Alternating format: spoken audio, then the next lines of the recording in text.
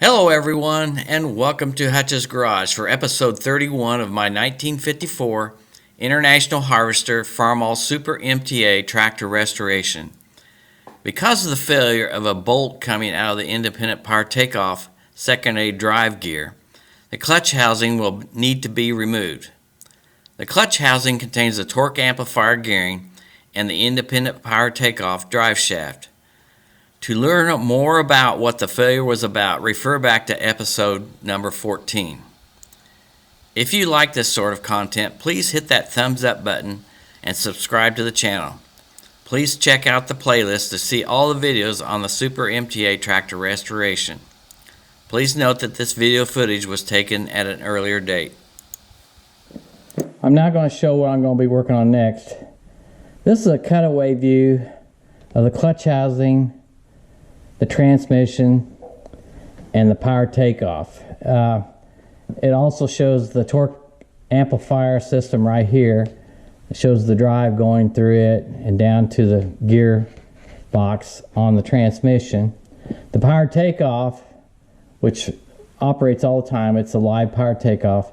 This shaft here is connected to the clutch plate and drives this gear here, and it drives the secondary gear here through a shaft, and then there's a seasonal disconnect that you can disconnect it so it doesn't wear out the clutches in the power takeoff unit.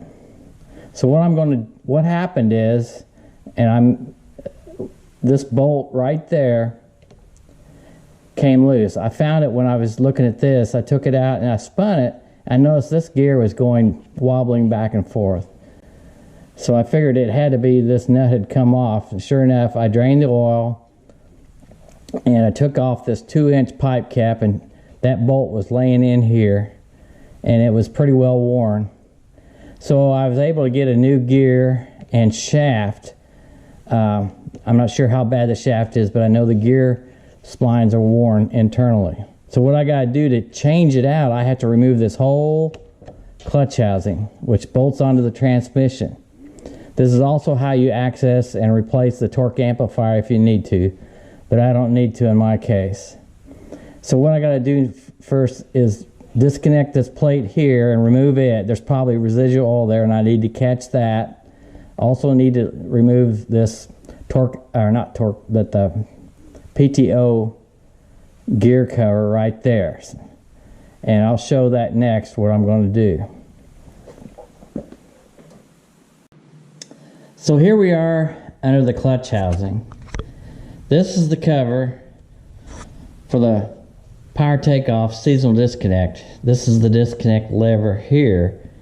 And right now, the disconnect is in the off position. In other words, it's not connected to the PTO in the back. This is the secondary gear cover on the bottom. I've already drained as much oil out of here as I can, but I still think there's probably some oil in here. So here's some bolts here that have to come off, all these along here. This is the split along here, and we'll take this off. I'll do that next. I've also drained the transmission. There's the transmission drain, front drain there. There's also a rear end one.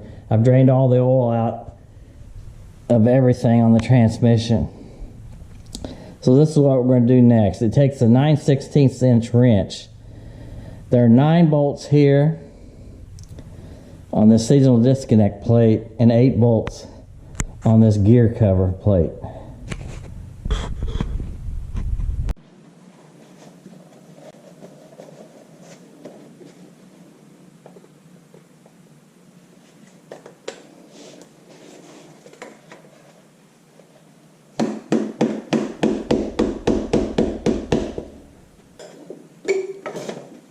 Take these bolts out now. It's pretty much loose. Just the gasket. And I'm expecting to find the washer laying in here. Well, there we go.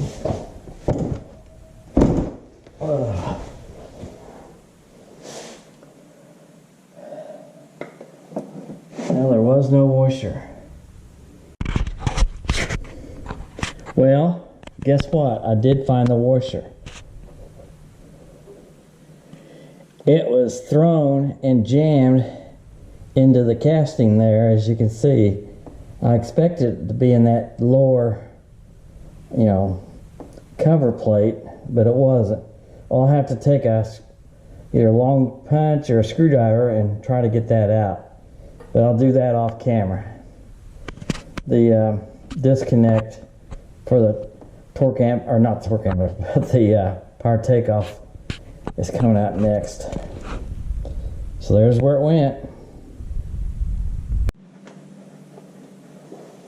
Okay, so the reason I gotta take the secondary disconnect cover off, to be able to take the clutch housing off, there's 2 bolts inside here that connect it to the transmission housing.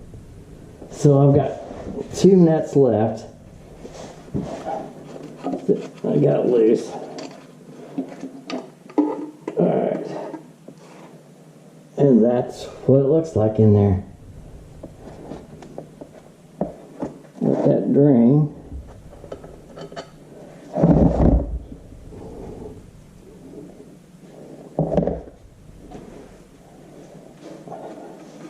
Well, there's 1 bolt.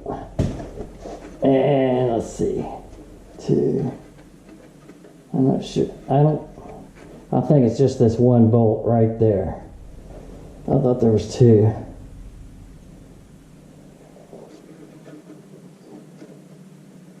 Alright. And this gear wobbles because that nut or bolt came out. And it's lucky it didn't break the housing or tear up the gears or whatever. I mean, I bet my dad was using this like this in this condition for several years, but you'll never know. Looks pretty clean up there. So here's the disconnect thing that goes, oh, you move it one way or the other and it engages. It's always easier to disconnect than it is to connect, I believe. There we go. And now it's kind of hard to turn that because the clutch is back there in the PTO, but I should be able to. Yeah, there we go, a little bit. Well, I'm about ready to take the clutch housing off. I've got all but 2 bolts out, and I've got 2 long bolts in to act as guides. I'll definitely need those when I put this back together.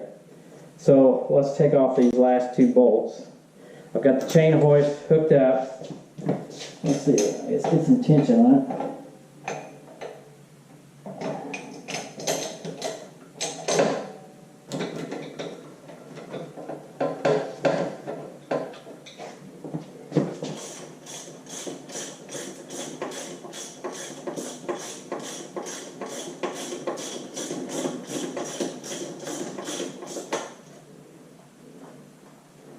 Just one left on the other side once I get this one out.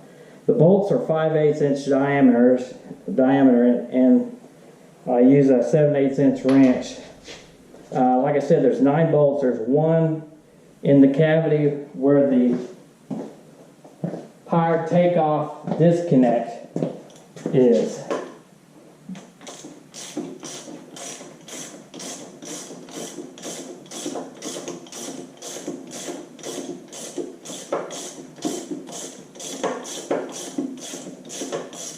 I'm not sure how easy this is going to split.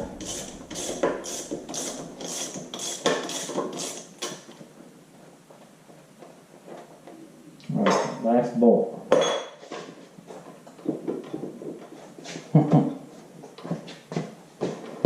Let's put a little tension on it.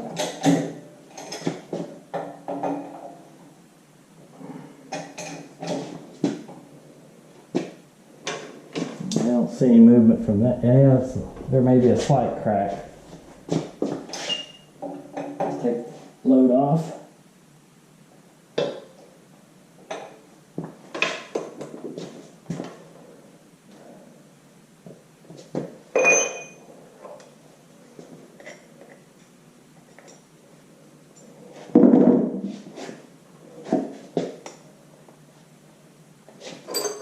Sorry, getting there's a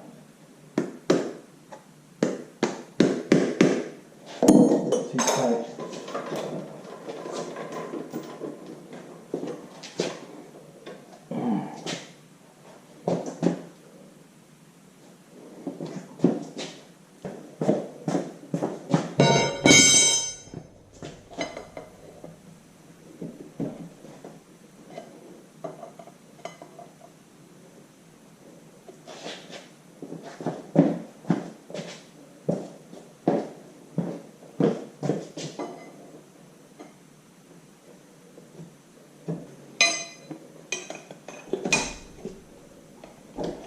We got a lot more movement.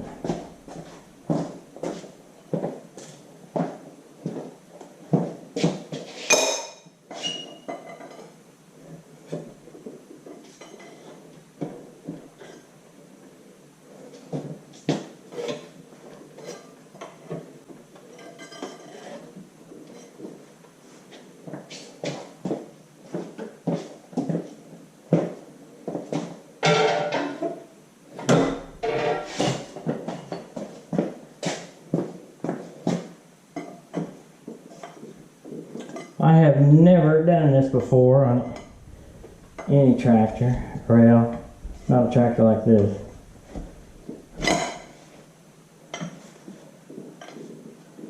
Let's see, I still think it needs to listen up to there. Yeah.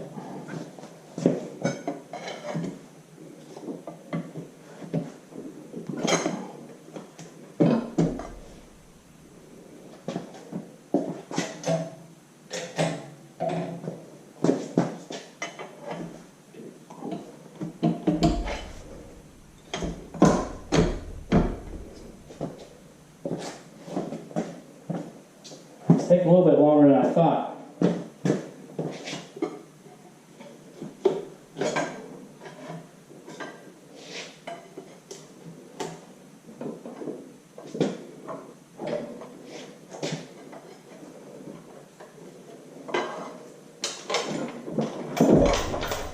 There, I think we broke it loose.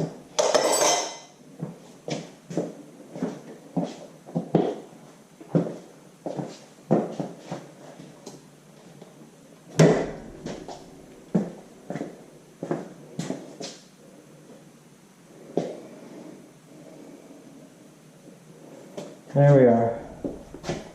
We're mostly free of it. Got something back there.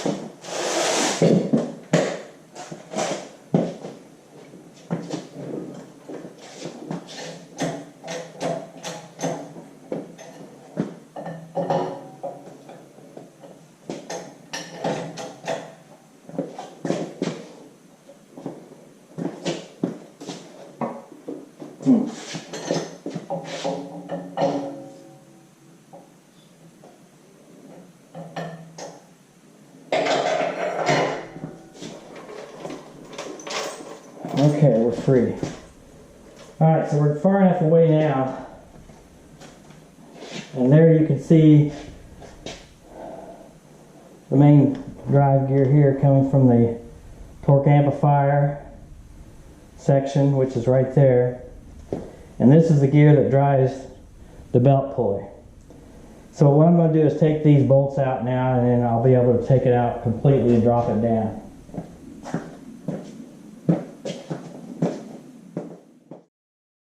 Stay tuned for episode 32, where I'll replace the damaged secondary gear for the independent power takeoff and the shaft, and then we'll reinstall the clutch housing back onto the transmission.